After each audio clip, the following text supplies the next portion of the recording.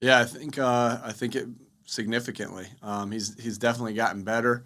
Throughout that time, which it doesn't surprise me at all because Jalen's a student of the game. Jalen wants to get better, craves to get better, craves to get better. He's got high football character, and those are like I've said plenty of times, the tough guys that are tough, guys that have high character, high football character, and guys who love football are going to reach their ceiling. So I think you're just seeing it. You're seeing him grow closer and closer to his ceiling. And so, yeah, he's definitely better, and he's just going to continue to get better because of who he is as a person and as a player. Tim and then Ed. Hey Nick, I'm wondering if you view the first game against the Bucks as a turning point for you guys. It was really after that loss that you guys really seemed to change your approach on offense, and what the conversations were like coming off of that game as you were processing that and making the change. As hard as Thursday night games are sometimes to prepare for, the back end of it, if you're using that time wisely, the back end of it can be used to rest, and then to really, as coaches, study what's been working, what hasn't been working, and we definitely took advantage of that as coaches. We studied, that very thing, what's working for us, what's not working for us. And we came away with some answers there. Now, did that show up the very next week against the Raiders? It started to, and then we kind of got in a little bit of a hole. We didn't play our best game there either, as we all know. But I think what you saw is, it started to turn that game as far as our, kind of who we were and what we were doing. Not only in the run game, but also in the passing game and the way we were doing some things in the passing game as well, to make things a little bit easier for Jalen and to be able to see the things a little differently, and our receivers and tight ends and running backs. So that definitely was a time that we used as coaches, and I'm just appreciative of all our coaches that we have on this staff that put that time and that hard work into. I mean, that's what we do. That's what we get paid to do. But there was a time where some might use that as extra rest. We use that as extra time to get better. Because we knew we needed to get better, obviously, right, with where we were at that particular time in the season. Go ahead, Ed, and then Bo. Yeah, hi, Nick. Just to ask you, slow starts have been kind of the theme, of the season, unfortunately. Is there anything you guys can do as a coaching staff to kind of start quicker, or anything you can change to make that happen?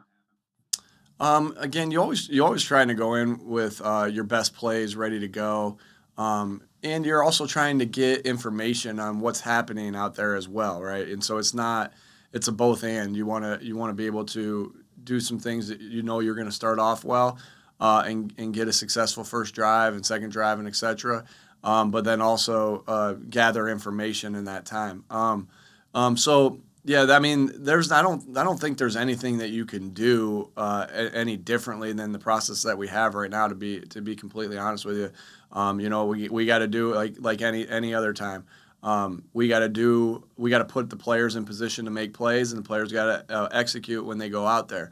And so again, we're all in this together. So with as far as that goes, and sometimes I think it's been a little bit, hey, the offense started slow, the defense was hot, right, or vice versa, right? And so it hasn't been. We just got to put it together as a full team of starting fast, both sides of the ball at the same time. Go ahead, Bo, and then Jeff McLean. Hey Nick, on Jalen, I know you said after the game that part of the plan for resting him was that you expected him to be 100%. Is that the case? And then do you think that there is some kind of guesswork from the Bucks defense perspective in terms of how athletic Jalen will be able to be in this game in terms of how they're preparing? Yeah, you always, as an opposing coach, scouting another team, right? You're always taking into account what they do as a whole, and then what they've done the last part of the season, right? Maybe the last 3 or 4 weeks of the season. So that I don't think we're alone in our process of the way we do that. I'm sure a lot of other coaches I've been around do that same thing. So again, they have to look at that. So of course, like as you've played differently throughout the year, right? They're going to have to look at all that. And Jalen's feeling pretty good. We're going to go out there and practice with a walkthrough today, but we'll get more and more information on him as the week goes out. But I know the last week off really helped him heal and get better and closer to that 100%. Jeff and then Chris Franklin. Sorry about that. Nick, what's the best advice you've received or that you feel a quarterback should hear heading into a playoff game or his first playoff game, beyond just that this is like any other game, because we all know it's not just like any other game? Well, to this week or earlier in this week, Jason Kelsey came to me and we were talking and just discussing the playoffs, and what he said I really thought was valuable. He said the things that lose you games in the regular season also lose you games in the playoffs, and so we really were talking about assignments and fundamentals, like the minute details of what you do and how you do it, right? Know what to do, know how to do it. I must have said that 50 times to the team today. Know what to do, know how to do it. Know what to do, know how to do it. And, and it just kind of amplifies. And then, Jason came to me with that earlier in the week. And then my assistant, Tyler, he found a video of Kobe Bryant speaking to the team in 2017 where, it was ironic because Jason came to me and Tyler didn't know anything about what Jason was going to say, and Jason didn't know anything about what Tyler was going to say. Tyler came to me and gave me this video of what Kobe Bryant was saying, later in the season, not quite at the playoffs, but getting ready to go into the playoffs in 2017. And his message was exactly the same. It was, hey, the fundamentals and technique get amplified more and more so. And the assignment get amplified more and more so in the playoffs. And he and Kobe went in to tell a story about Game 7 or Game 6 of the Miami Heat versus the San Antonio Spurs, and he really dove into a fundamental mistake that somebody made to help make that game change. And so it was that is the message the emotion of the game, too, is that motion's going to be there. The emotion of the game is going to be there. All we can do right now is, my message is to Jalen, and this is my message to the team, is control what we can control right now, and that's getting a little bit better each day, and hyper focus on the assignment and the fundamentals. What's great about that is that's been our hyper focus the entire year. So we're not really doing anything differently. We're just bringing up that point of emphasis again, that two great leaders, two great people from the city, one that played in Philadelphia, one that grew up in the city of Philadelphia, emphasized going into this playoff game. And I thought it was a great message coming from Jason and coming from Kobe Bryant. Go ahead, Chris, and then Rube. Hey, Nick, looking back when you first got to Philadelphia, what was that first interaction like when you first met Jalen Hurts in person? And then also, are you guys still meeting every Friday when it comes to the meetings that you guys had previous weeks? And how far is those meetings, or how far has they gone to helping that connection that you guys have built over time? Yeah. When I first met him, I think I was in the locker, or no, the locker. Yeah, right in the equipment room is where I was. And, we just had a good conversation. I had met him before. I obviously did a lot of pre-draft work on him back in Indianapolis. I remember meeting him at the Combine, actually, off to the side when I was walking with Brian Daboll, who was one of his offensive coordinator at Alabama, and he kind of introduced me. So had a lot of interactions with him just before that, the initial time where I met him. But I was just excited to meet him and meet our quarterback. I think he had like a throwback Eagles starter jacket, which we thought was pretty cool too. Of course, we're still meeting every Friday to just continue to grow our relationship to continue that connection, to continue to work on the game plan like we do, and then off to my office just to continue to talk about anything outside football or football itself. And so, I value the relationship that I have with Jalen and all the players on our team. But there is always something special about a head coach and quarterback relationship that I value. That good organizations have been around have that good, strong relationship between the two.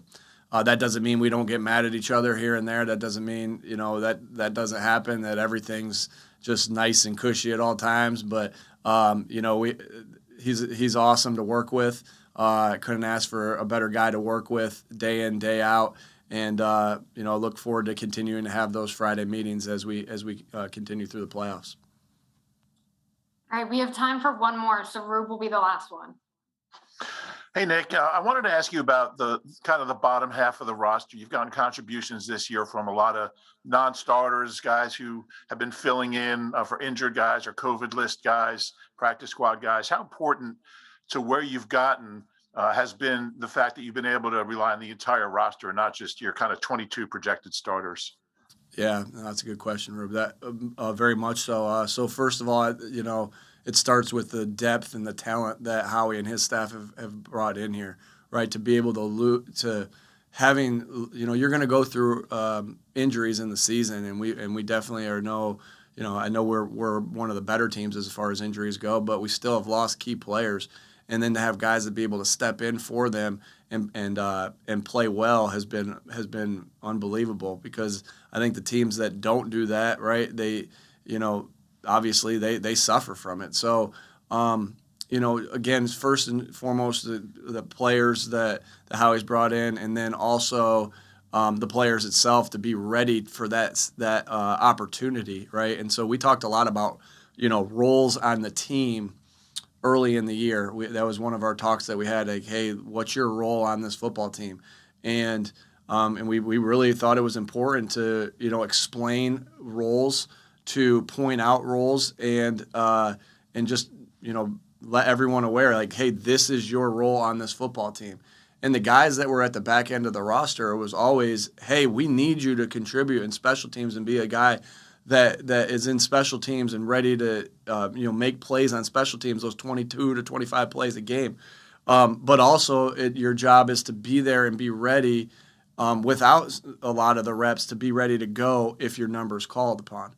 And I just think, guys accepting their role and who they are, I don't want to say who they are, but guys accepting their role of what it is on the team, even though I think obviously everybody's going to want a role of being the guy and being the starter, but that, right, like you said, there's 22 of them, and the guys that it's so important for a team to accept their role and be able to play their role, and then that role can be elevated based off of different things.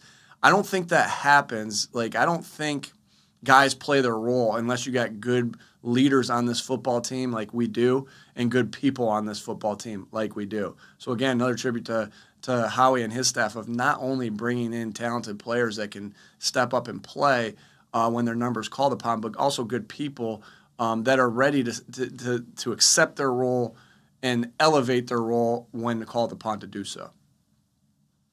Thank you. Thanks for the time, Coach. Thanks, everybody.